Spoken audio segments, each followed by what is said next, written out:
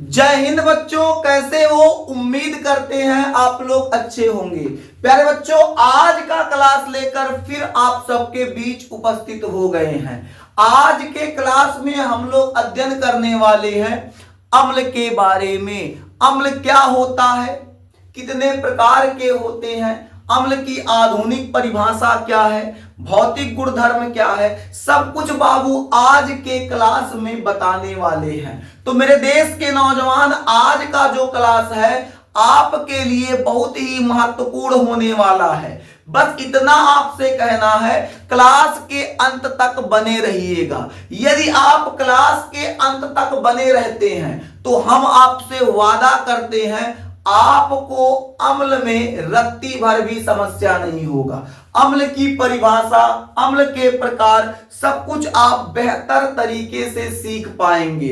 और आप बेहतर तरीके से साइंस पढ़ना चाहते हैं, बेहतर साइंस सीखना चाहते हैं तो मेरे देश के नौजवान, यदि आप पहली बार इस चैनल पर आए हैं तो इस चैनल को सब्सक्राइब कर लीजिए। मां कसम, खूंखार, जान, शानदार, जबरदस्त, जिंदाबाद आपको साइंस इस पे मिलेगा। एक नंबर का हाई स्कूल का साइंस पढ़ाएंगे। बस आप एक काम कीजिएगा, चैनल से जुड़ जाइएगा और अपना जो पढ़ाई है लगातार हमारे चैनल के माध्यम से करते रहिए। आपको हम इतना विश्वास दिलाते हैं कि आपका साइंस वीक नहीं होगा। अगर किसी विद्यार्थी का साइंस कमजोर है, अगर किसी विद्यार्थी को लगता है कि विज्ञान जो हमारा सब्जेक्ट है उसमें हमको समस्या हो रहा है, तो एक बार भरोसा करके हमारे इस चैनल से जुड़ जाइएगा। हम आपको बताते हैं किसी प्रकार की कोई समस्या नहीं आएगी। साइंस बाबू चुटकी बजा के आप सीख जाएंगे। आज की क्लास में हम पढ़ने क्या वाले, तो आज के क्लास में हम लोग अध्ययन करने वाले हैं अम्ल। आज के क्लास में हम लोग अध्ययन करने वाले हैं अम्ल के बारे में। अम्ल क्या होता है, सबसे पहले इसे समझते हैं। तो जो पिछली क्लास लगा था, पिछली क्लास में आपको बताया गया था अम्ल की परिभाषा, पुरानी परिभाषा। पिछली क्लास में आपको बताए थे अम्ल वे पदार्थ होते हैं जो स्वाद में खट्टे होंगे। अम्ल क्या होगा? अम्ल वे पदार्थ हैं जो स्वाद में खट्टे होते हैं और नीले लिटमस पेपर को लाल कर देते हैं। यही बताए थे। यानी जो अम्ल है, मेरे देश के नौजवान बातों को समझिएगा, बातों को समझिएगा मेरे देश के प्यारे बच्चे। अगर आप ध्यान से पढ़ते हैं, अगर आप मेहनत से पढ़ते हैं तो बाबू आपको रत्ती भर भी समस्या नहीं आएगा। किसी प्रकार का कोई समस्या नहीं होने वाला है। अब अम्ल क्या होता है, पिछली क्लास में आपको अम्ल के बारे में बताए थे। जो लेक्चर 1 आपका लगा था, परिचय का क्लास था, उस क्लास में अम्ल की पुरानी परिभाषा बताए थे। क्या बताए थे बाबू? आपको बताया गया था अम्ल वे पदार्थ होते हैं जो स्वाद में खट्टे होते हैं और नीले लिटमस पेपर को क्या कर देते हैं? लाल कर देते हैं। अगर किसी पदार्थ के अंदर ऐसा गुण है जो स्वाद में खट्टा है और नीले लिटमस पेपर को लाल कर दे रहा है, ऐसे पदार्थ को हम लोग मेरे देश के अच्छे बच्चे अम्ल कहेंगे। क्या कहेंगे? अम्ल। तो अम्ल की जो प्राचीन पुरानी परिभाषा है वो परिभाषा क्या है? लिखेंगे हम लोग, वे पदार्थ जो स्वाद में खट्टे होते हैं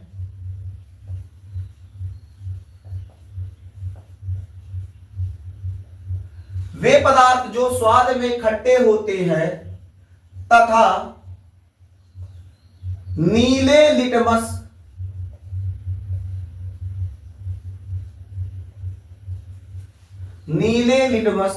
पेपर को लाल कर देते हैं। नीले लिटमस पेपर को लाल कर देते हैं। उन्हें हम लोग क्या कहते हैं? अम्ल कहते हैं। उन्हें हम लोग क्या कहेंगे? अम्ल या अम्ल कहलाते हैं। याद रहेगा मेरे देश के अच्छे बच्चे, वे पदार्थ जो स्वाद में खट्टे होते हैं, नीले लिटमस पेपर को क्या कर देते हैं, लाल कर देते हैं, अम्ल कहलाते हैं। ये वाला मार्कर चेंज करते हैं ताकि आपको यहां पतला चल रहा है, थोड़ा मोटा चलेगा तो स्पष्ट दिखाई देगा। तो अम्ल समझ गए, अम्ल क्या हो जाएगा, जो स्वाद में खट्टा होगा, नीले लिटमस पेपर को लाल कर देगा, अम्ल हो जाएगा। लेकिन हमारे एक बहुत अच्छे वैज्ञानिक आए, उन्होंने कहा, एक अच्छे वैज्ञानिक आए जिनका नाम था अर्हीनियस। अर्हीनियस ने कहा, अरे मेरे देश के नौजवान पुरानी परिभाषा कब तक रटोगे, कब तक याद करोगे, कब तक इस पे चलोगे। अर्हीनियस आए और कहे, जमाना वालों, दुनिया वालों, लो आपको हम अब नई परिभाषा देते हैं, एक नया कॉन्सेप्ट देते हैं। अर्हीनियस ने कहा, अम्ल वे पदार्थ हैं जो जल में घोलने पर H+ आयन दें। तो कौन से वैज्ञानिक आए, अर्हीनियस आए। तो अर्हीनियस के अनुसार अम्ल की परिभाषा बदल गई। अर्हीनियस आए, उन्होंने कहा, अम्ल वे पदार्थ हैं जो जल में घोलने पर H+ आयन दें। अगर कोई पदार्थ जल में घोलने पर H+ आयन देता है, उसे हम लोग अम्ल कहेंगे। तो किसके अनुसार बाबू, अर्हीनियस के अनुसार।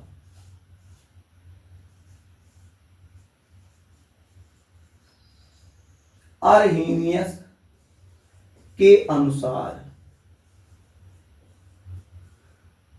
अर्हीनियस के अनुसार, अर्हीनियस के अनुसार क्या हो जाएगा, अर्हीनियस के अनुसार अम्ल की परिभाषा क्या निकली, तो इनके अनुसार अम्ल की परिभाषा निकल गया, अम्ल वे पदार्थ हैं, अम्ल वे पदार्थ हैं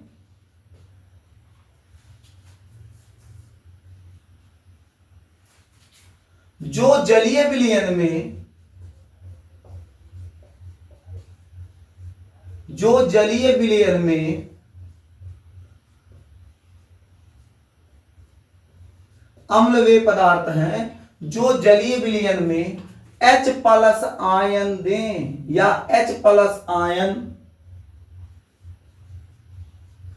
आयन देते हैं, H+ आयन देते हैं। अम्ल वे पदार्थ हैं जो जलीय विलयन में H+ आयन देते हैं, उन्हें क्या कहते हैं, अम्ल कहते हैं। उन्हें क्या कहते हैं, अम्ल कहते हैं। तो अर्हीनियस बाबू एक अलग ही सिद्धांत देके चले गए। इनके सिद्धांत के अनुसार क्या बताया गया, अम्ल वे पदार्थ हैं जो जलीय विलयन में H+ आयन देते हैं। यानी अगर कोई पदार्थ जल में घोलने पर H+ आयन दे दे, उसे हम लोग क्या कहेंगे, अम्ल कहेंगे। अब कहेंगे सर ये समझे कैसे, कैसे पता चले। तो बाबू हम लोग एक बर्तन बनाते हैं, बहुत ध्यान से समझिएगा। एक बर्तन बनाते हैं, इस बर्तन में भरते हैं जल, जल माने पानी। तो इसमें हम लोग भर लेते हैं पानी, आज तू है पानी पानी पानी पानी, एकदम पानी भर लिए।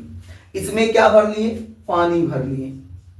जब इसमें पानी कह लो या जल कह लो, जब इसमें पानी या जल भर लिए, जब इसमें पानी या जल भर लिए, उसके बाद हम एक पदार्थ लिए HCl। पदार्थ का नाम क्या होगा, HCl होगा। पदार्थ का नाम क्या होगा, HCl।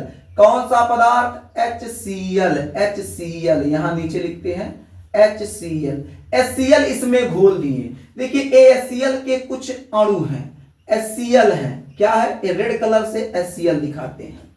जब पानी में HCl घोला गया, जब पानी में HCl घोला गया, तो HCl पानी में जाके टूट गया, विभाजित हो गया। एक कैसे टूटा, जैसे ए है HCl, ये क्या है HCl।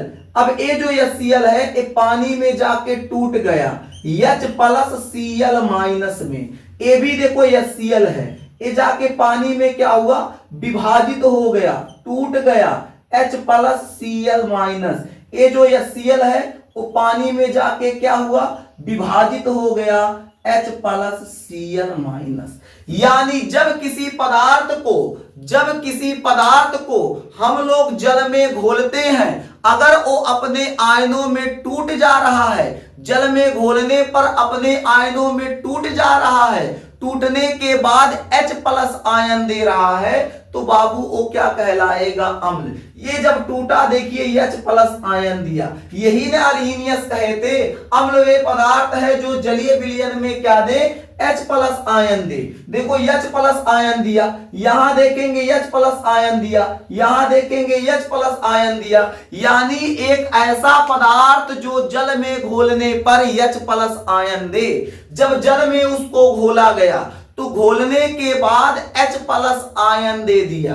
तो जब H प्लस आयन दिया तो ऐसे पदार्थ को हम लोग क्या कहेंगे, अम्ल कहेंगे। और समझाते हैं, फिर से हम लोग एक बर्तन लेते हैं, कहेंगे मास्टर तुम्हारे एक का एग्जाम्पल दिमाग में सूझ रहा था, यही नाते उहे बताए। बाबू दूसरा एग्जाम्पल देते हैं, यहां देखो पानी में लिए जल, पानी में जल क्या, बर्तन में लिए जल, पानी में जल कैसे लेंगे, ये ले लिए बर्तन में जल, बर्तन में क्या लिए, जल ले लिए। अब इस जल में एक पदार्थ घोले इस जल में एक पदार्थ क्या ले लें, HNO3 लेते हैं, ठीक है, क्या लेते हैं, HNO3। ये आपका HCl हाइड्रोक्लोरिक एसिड है, ये आपका क्या है, नाइट्रिक अम्ल है, हाइड्रोक्लोरिक अम्ल, नाइट्रिक अम्ल। जब नाइट्रिक अम्ल को जल में घोला गया तो ये देखिए नाइट्रिक अम्ल के कुछ पार्टिकल हैं। अब ये क्या है, HNO3, ये क्या है, HNO3, ये क्या है, HNO3, ऐसे हैं। अब HNO3 देखिएगा, ये जो HNO3 है, HNO3 बाबू क्या होगा, ये टूटेगा। कैसे टूटेगा, तो H प्लस और NO3 माइनस में टूटेगा। कैसे टूटेगा, H प्लस NO3 माइनस, कैसे टूटेगा मेरे देश के नौजवान, H प्लस NO3 माइनस।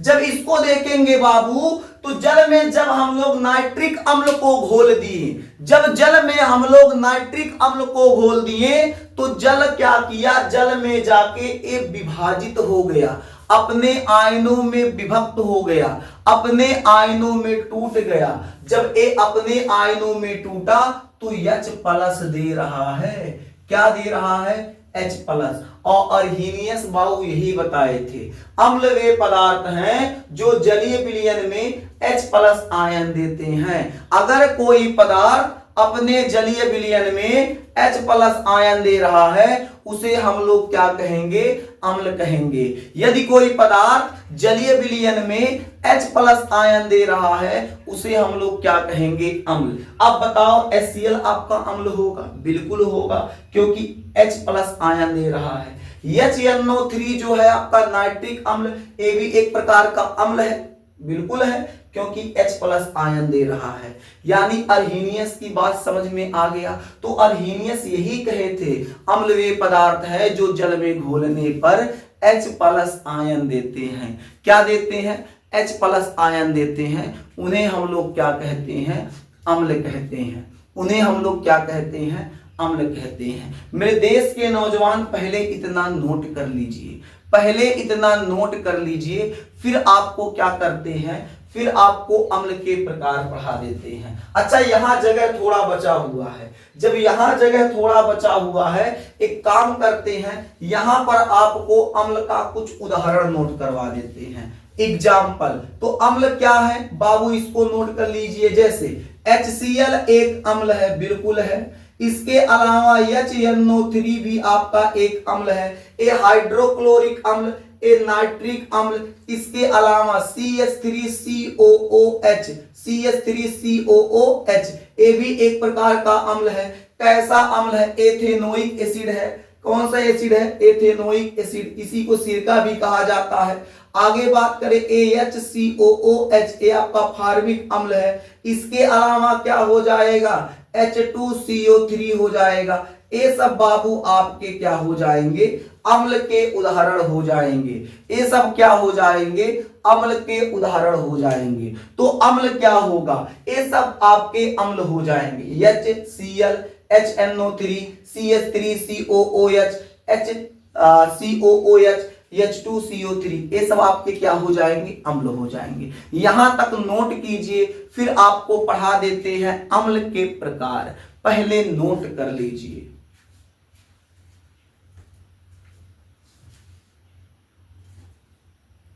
अब हम लोग पढ़ेंगे अम्ल के प्रकार। तो मेरे देश के अच्छे बच्चे हेडिंग कर लीजिए आप लोग, अम्ल के प्रकार।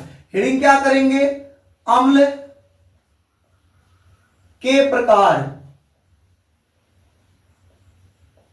अगर बात करें अम्ल के प्रकार की, तो अम्ल कितने प्रकार के होते हैं? अम्ल बाबू दो प्रकार के होते हैं। एक हो जाएगा प्रबल अम्ल, एक हो जाएगा दुर्बल अम्ल। यानी अगर अम्ल के प्रकार की बात किया जाए तो अम्ल कितने प्रकार के होंगे? अम्ल बाबू दो प्रकार के होंगे। कौन कौन? तो एक हो जाएगा प्रबल अम्ल, प्रबल अम्ल, स्ट्रॉन्ग एसिड। दूसरा हो जाएगा दुर्बल अम्ल, दुर्बल अम्ल, वीक एसिड। तो अम्ल कितने प्रकार के? अम्ल दो प्रकार के। कितने प्रकार के मेरे देश के नौजवान? दो प्रकार के। कौन कौन? प्रबल अम्ल और दुर्बल अम्ल, प्रबल अम्ल और दुर्बल अम्ल। अब समझते हैं ये जो प्रबल अम्ल यानी स्ट्रॉन्ग एसिड, दुर्बल अम्ल यानी वीक एसिड, ये जो है ये क्या होता है। अब इसे समझने के लिए आप क्या कीजिएगा? हेडिंग कर लीजिएगा प्रबल अम्ल। यहां कर दें, बिल्कुल नोट करते हैं प्रबल अम्ल। अब प्रबल अम्ल क्या होता है इसको देखते हैं। बहुत आसान है, बहुत ज्यादा आसान है। अगर ध्यान से समझेंगे तो बाबू आपको एक ही बार में समझ में आ जाएगा। बस थोड़ा सा ध्यान दीजिए, आपको प्रबल और दुर्बल दोनों स्पष्ट हो जाएगा। प्रबल अम्ल क्या होता है? देखिए, ऐसा अम्ल, एक ऐसा अम्ल जिसे हम लोग जल में घोलें और जब उसको जल में घोल दिए तो अपने आयनों में वो पूर्णतः यानी पूरी तरह विभाजित हो गया। अपने आयनों में वो क्या किया? पूरी तरह विभाजित हो गया। उसे हम लोग कहेंगे प्रबल अम्ल। जैसे एग्जाम्पल के तौर पे हम एक बर्तन लिए, हम एक क्या किए? बर्तन लिए। एक नहीं बल्कि दो बर्तन लिए। कितने बर्तन? दो बर्तन लिए। अब दोनों बर्तन में डाल दिए पानी। पहले बात को समझिएगा, आप समझ लेंगे तो आपको समस्या नहीं आएगा। तो हम बर्तन लिए, बर्तन में क्या भर दिए? पानी। आज पानी, पानी, पूरा पानी भर दो पानी। यहां क्या हो जाएगा? ये भी हो जाएगा पानी, पानी, पानी। इसमें भर दिए पानी या जल। इसको हम लोग क्या कहेंगे? जल। अब इस जल में क्या करते हैं? अम्ल को घोलते हैं, अम्ल को घोलते हैं। जल में हम लोग एक अम्ल घोलते हैं जिसका नाम है HCl। जिसका नाम क्या है? HCl। अभी HCl का एग्जांपल दिए तो HCl देते हैं। और इसमें एक क्या करते हैं? दूसरा अम्ल घोलते हैं। कौन सा अम्ल घोलते हैं? CH3COOH। दोनों पात्रों में अलग अलग अम्ल घोलने का प्रयास करते हैं। अब इसमें हम लोग क्या घोलें? HCl। अब देखिए AHCl के पार्टिकल हैं।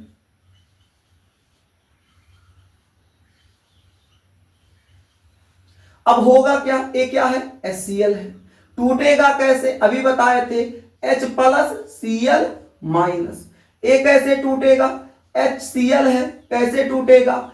H+ और Cl-। इसे तोड़िए, HCl है, कैसे टूटेगा? H+Cl-। इसे भी तोड़ दीजिए तो कैसे टूटेगा? H+Cl-। ये भी क्या हुआ? टूट गया।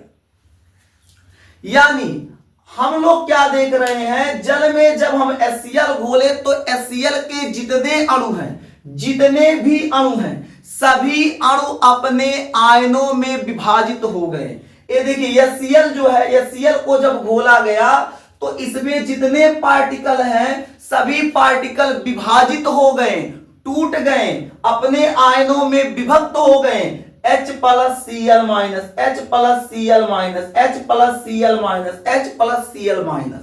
तो इस बर्तन में जब हम HCl घोले तो HCl घोलने पर हुआ क्या, H प्लस Cl माइनस टूट गया। जबकि इसमें जब हम लोग CH3COOH घोले तो घोलने पर बाबू गजब क्या हुआ, ये इसके कण हो जाएंगे। हम देख पा रहे हैं यहां पर CH3COOH है, ये तो बाबू किसी तरीके से विभक्त हो गया। कैसे टूटेगा, CH3COO ये पूरा माइनस होता है, H जो इसमें होगा अकेले जो होगा वो H प्लस हो जाएगा। यहां हम लोग देखें तो यहां पर क्या मिला, जो CH3COOH है इसमें क्या हुआ, H प्लस अकेले निकल गया, CH3COOH माइनस इसको छोड़ दिया।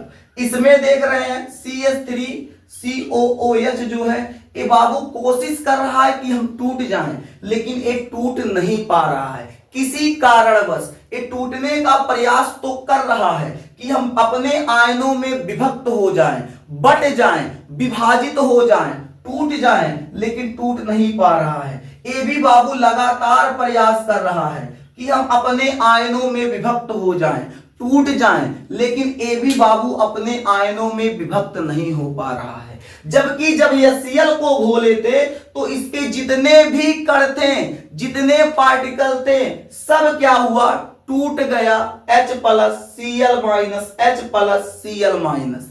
अब हमारी बातों को समझिएगा, इसमें जो HCl था जितने कण थे सब टूट गया।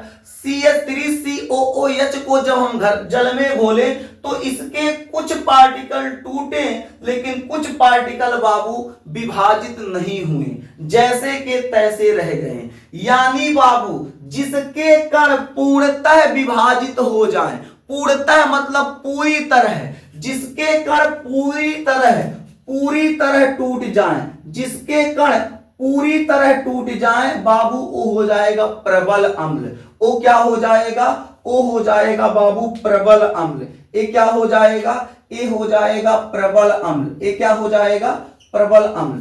जो पूरी तरह से नहीं टूट रहा है, यहां ए टूट गया, यहां ए टूट गया, ये टूट नहीं पा रहा है। जो पूरी तरह से नहीं टूट पा रहा है उसे बाबू दुर्बल अम्ल कहेंगे। बात समझ में आ गया? बोलो मेरे देश के नौजवान, क्या बात समझ में आ गया? यानी कहने का मतलब क्या है, प्रबल अम्ल की अब यहीं से परिभाषा बनाते हैं, यहीं से क्या करते हैं, प्रबल अम्ल की परिभाषा बनाते हैं। तो परिभाषा प्रबल अम्ल का क्या होगा, यहां से हम लोग लिखेंगे वे अम्ल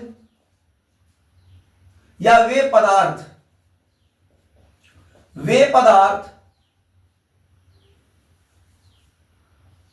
जो जलीय विलयन में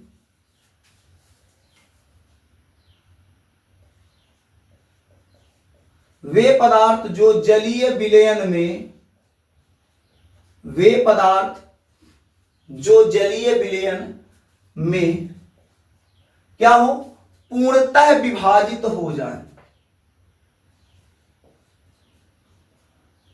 पूर्णतः विभाजित, पूर्णतः विभाजित हो जाते हैं, प्रबल अम्ल कहलाते हैं। प्रबल अम्ल कहलाते हैं। क्या कहलाते हैं, प्रबल अम्ल कहलाते हैं।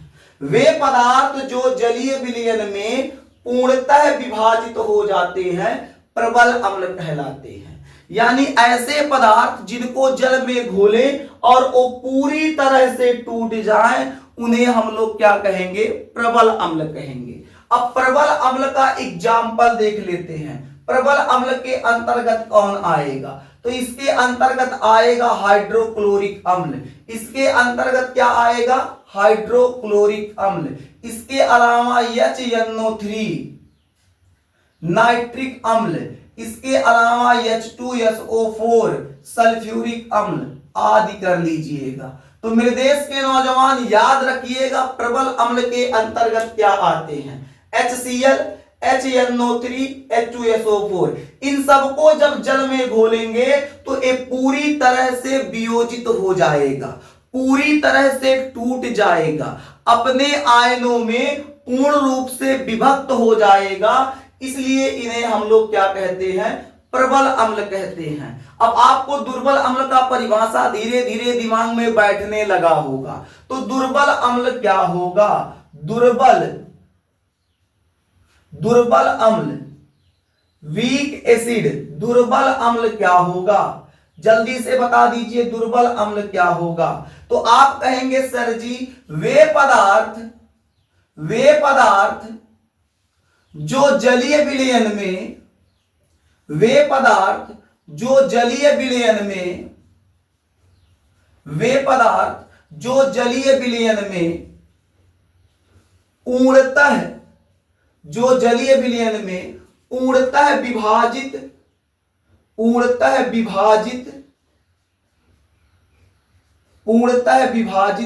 नहीं होते हैं, पूर्णतः विभाजित नहीं होते हैं, क्या कहलाते हैं? दुर्बल अम्ल कहलाते हैं। दुर्बल अम्ल कहलाते हैं, दुर्बल अम्ल कहलाते हैं। बात याद रहेगा, वे पदार्थ जो जलीय विलयन में पूर्णतः विभाजित नहीं होते। ये देखिएगा जब इसे घोला गया तो ये पूर्ण रूप से विभाजित नहीं हुआ, कुछ विभाजित हुआ, कुछ विभाजित नहीं हुआ। ये प्रयास कर रहा है विभाजित होने का, लेकिन विभाजित हो नहीं पा रहा है। जब पूरी तरह से विभाजित नहीं हुआ, पूर्णतः विभाजित नहीं हुआ, इसलिए इसे हम लोग दुर्बल अम्ल कहेंगे। तो दुर्बल अम्ल के अंतर्गत कौन आएगा? तो दुर्बल अम्ल के अंतर्गत बाबू आपका आ जाएगा CH3COOH एस्टिक एसिड। इसके अलावा HCOOH फॉर्मिक एसिड, और इसके अलावा आ जाएगा कार्बोनिक एसिड। क्या आएगा? कार्बोनिक एसिड आदि। बात समझ में आ गया? ये हो जाएंगे आपके प्रबल अम्ल और दुर्बल अम्ल। ये क्या हो जाएंगे आपके? प्रबल अम्ल और दुर्बल अम्ल। ये क्या हो जाएंगे? प्रबल अम्ल और दुर्बल अम्ल। क्या बात समझ में आ गया? बोलिए मेरे देश के अच्छे बच्चे, क्या समझ में आ गया? बिल्कुल कोई दिक्कत किसी को नहीं है। बिल्कुल आप दिल थाम के पढ़िए। आपको पढ़ाने के लिए ही हम यहाँ आए हुए हैं, ताकि आपको बेहतर से बेहतर विज्ञान पढ़ा दिया जाए। हिंदी मीडियम वाले विद्यार्थियों को काफी समस्या होता है। बेचारों को क्या होता है, मेहनत करना चाहते हैं, उसके बाद भी बेहतर क्या होता है, बेहतर तरीके से उनको शिक्षा नहीं मिल पाता है। कोशिश करते हैं, क्योंकि हिंदी मीडियम वाले विद्यार्थी बहुत मेहनती होते हैं। खेत में खाद ले जाना है, खेत में बिया डालना है, बैठौनी समय है तो बैठौनी कराना है, और कोई काम करना है, आटा पिसा के लाना है, उसके अलावा पढ़ाई भी करना है। तो हिंदी मीडियम के विद्यार्थियों के पास मेहनत ज्यादा हो जाता है, और मेहनत ज्यादा होने के साथ साथ समय कम होता है। इसलिए मेरे देश के नौजवान, आपको ऑनलाइन पढ़ाने के लिए हम इस प्लेटफॉर्म पे आए हुए हैं। YouTube का सहारा लेके आपको पढ़ाने का प्रयास कर रहे हैं। जब भी आपके पास समय हो, जब भी समय आपके पास हो, बाबू निश्चिंत होकर पढ़ना शुरू कीजिए। दिन रात एक कर दीजिए। अगर आप मेहनत से पढ़ेंगे तो जब आपका रिजल्ट आएगा, उस दिन बाबू पूरे गांव में शोर मच जाएगा। आज आप कितना मेहनत कर रहे हैं ये बिल्कुल डिसाइड नहीं करता।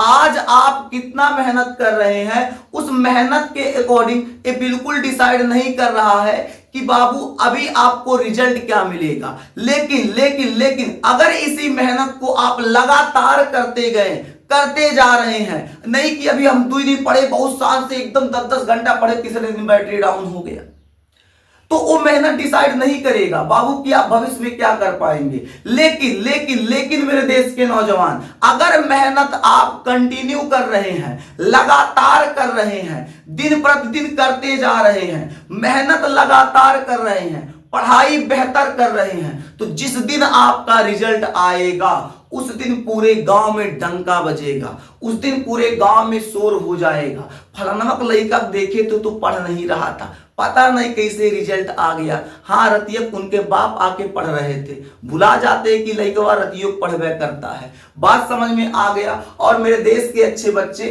पढ़ाई करने के साथ साथ आप अपने अंदर शालीनता रखिए, व्यवहार बेहतर रखिए, माता पिता से घुल मिल कर रहिए। भाई आपके अगर बड़े भाई हैं, आप छोटे हैं, तो बड़े भाई से नम होके रहिए, क्योंकि मेरे देश के अच्छे बच्चे, पिता के बाद घर की पूरी जिम्मेदारी बड़ा भाई ही उठाता है। जिनके घर में पिता नहीं होंगे, जिनके यहाँ पिता नहीं होंगे, जाके देखिएगा पूरे घर की जिम्मेदारी अपने कंधों पर उठा के उसका भाई चल रहा होगा। उस जो बड़ा बेटा होता है, घर का जो बड़ा लड़का होता है, जिनके यहाँ बाबू समस्या होती है, वो पढ़ाई करने की उम्र में वो कमाने निकल जाता है और पूरे घर का भार अपने कंधों पर उठाता है। अगर आप घर के छोटे हैं तो मेरे देश के अच्छे बच्चे, बस आपसे इतना ही निवेदन है कि दिल जान लगा के पढ़िए, मेहनत से पढ़िए, क्योंकि जिस दिन आपका रिजल्ट आया, मां कसम पूरा शोर मच जाएगा। यहां तक नोट कर लीजिए, फिर यहां से आपको आगे बता दिया जाए। अगर क्लास लंबा होगा तो यही रोक दिया जाएगा, वरना फिर थोड़ा सा आपको और पढ़ा दिया जाएगा। पहले यहां तक नोट कीजिए।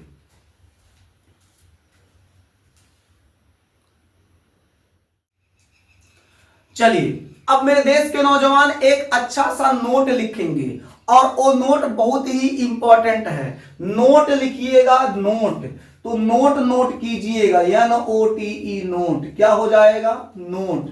अब नोट क्या होने वाला है, पहले नोट कर लीजिए, फिर समझा देते हैं। मेरे देश के अच्छे बच्चे, पहले एक काम कीजिए, ये जो नोट है इसको नोट कर लीजिए, इसकी जो बातें हैं उसको पहले नोट करा देते हैं, बता देते हैं, लिखवा देते हैं, उसके बाद फिर आपको समझाते हैं। अब क्या बताना है, देखिए जो ये हाइड्रोजन आयन है, ये जो हाइड्रोजन आयन है वो जल में स्वतंत्र रूप से नहीं रह सकता। पहले नोट कीजिए फिर बताते हैं। हाइड्रोजन आयन जल में स्वतंत्र रूप से नहीं रह सकता।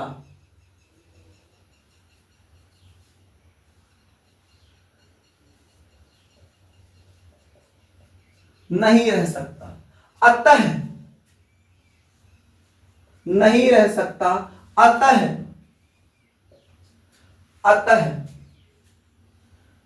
जल के एक अणु से, जल के एक अणु से, जल के एक अणु से संयोग करके, जल के एक अणु से संयोग करके hydronium, hydronium, hydronium ion, hydronium ion, hydronium ion देता है। अब इसका मतलब क्या है? जो H+ आयन है, हाइड्रोजन आयन है, ये जो H+ आयन है, हम इसको अगर जल में छोड़ दें ऐसे ही, तो क्या करेगा? ये जल में बाबू स्वतंत्र नहीं रह पाएगा, ये बहुत उत्पाती है। उत्पाती का मतलब है बाबू, हम कहें बाबू तुम अकेले जल में पौड़ो, घूमो, हे हाइड्रोजन प्लस आयन, हे H प्लस आयन, तुम एक काम करो, जल में ऐसे पौड़ो। ये कह रहा है भाई साहब हम स्वतंत्र नहीं रह पाएंगे, हमको कोनो जोड़ा चाहिए। तो ये जोड़ा बनाने के लिए क्या करेगा, जल में किसी को खोजेगा। तो जल में जब किसी को नहीं पाएगा तो जो जल का एक अणु होगा उससे संयोग करके हाइड्रोनियम आयन बना देगा H3O प्लस, H3O प्लस, ठीक है। क्या बना देगा, हाइड्रोनियम आयन बना देगा। अब कहेंगे सर ये बात अभी स्पष्ट नहीं हो पा रहा है मेरे देश के नौजवान, अभी हम क्या बताएं। जो H प्लस आयन है वो जल में स्वतंत्र नहीं रह सकता। कौन नहीं रह सकता, H प्लस आयन। तो ये क्या करेगा, जल से संयोग करेगा। जल के एक अणु, कितना अणु है, एक अणु, जल के एक अणु से क्या करेगा, ये संयोग करेगा। और संयोग जब करेगा तो क्या बनाएगा, हाइड्रोजन के यहां दो अणु, यहां क्या है आपके हाइड्रोजन के एक अणु, तो 2 1 3, तो H3 और ऑक्सीजन जो आपका है O प्लस का निर्माण करेगा। इसी को हम लोग कहते हैं क्या, हाइड्रोनियम आयन।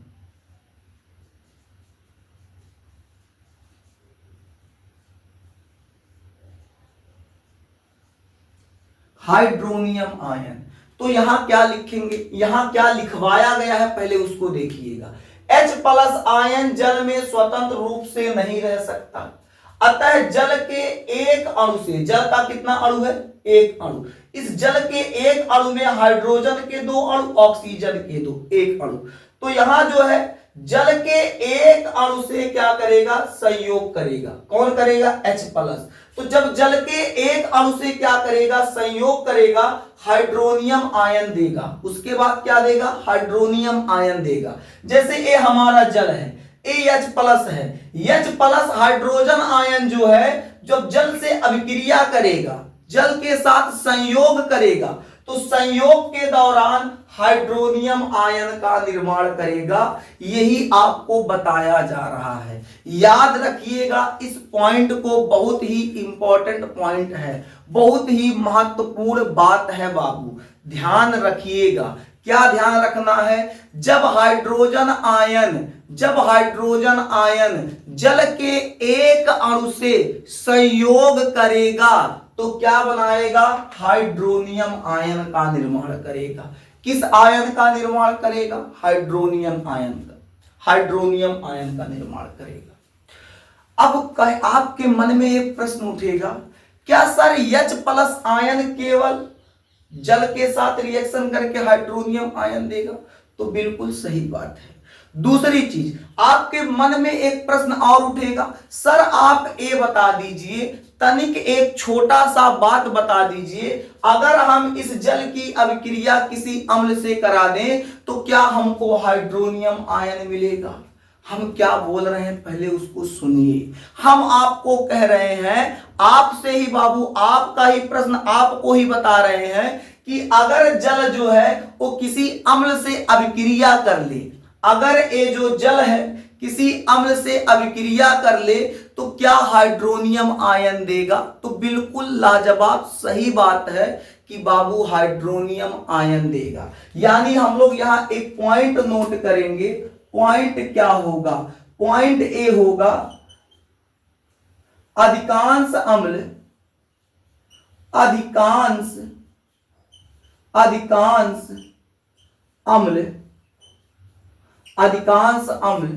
जल के साथ अधिकांश अम्ल जल के साथ अभिक्रिया करके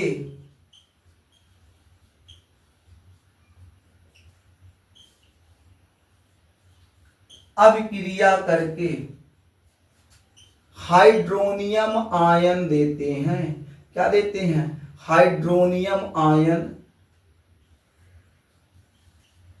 देते हैं। कहेंगे सर इसका मतलब क्या है?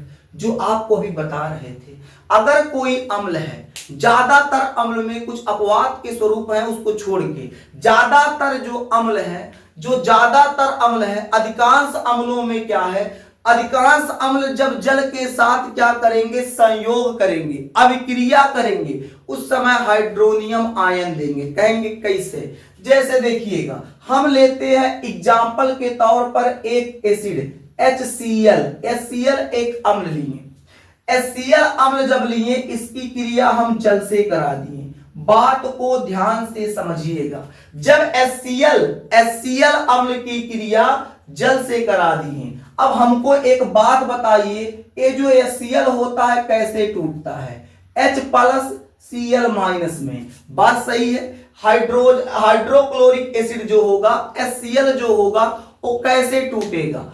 H+Cl- में। तो जब H+Cl- में टूटेगा, तो अभी आपको ही ऊपर देखो क्या बताए थे, जब जल क्या करता है, H+ से अभिक्रिया करेगा या संयोग करेगा, तो क्या बनाएगा? H3O+, hydronium ion. यहां देखो जल है, जल जो है यहां H से अभिक्रिया करेगा, क्योंकि AH वास्तव में क्या है, H+ है। तो जब जल जो है यहां H से अभिक्रिया करेगा, हाइड्रोजन से अभिक्रिया करेगा, तो अभिक्रिया के दौरान क्या बनाएगा? किससे करेगा? यहां हाइड्रोजन से करेगा।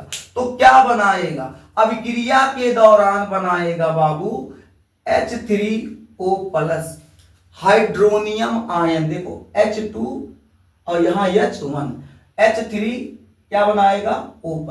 बचा क्या? क्लोरीन। क्लोरीन पर माइनस चार्ज होता है, तो प्लस लिख देंगे Cl-। यानी क्या लिखवाए थे? अधिकांश अम्ल जल के साथ अभिक्रिया करके या संयोग करके हाइड्रोनियम आयन देते हैं। कहेंगे सर एक एग्जाम्पल और बता देते हैं। बिल्कुल बता देंगे बाबू, जब तक आपको समझ में नहीं आएगा तब तक ई मास्टर आपका आगे नहीं बढ़ेगा।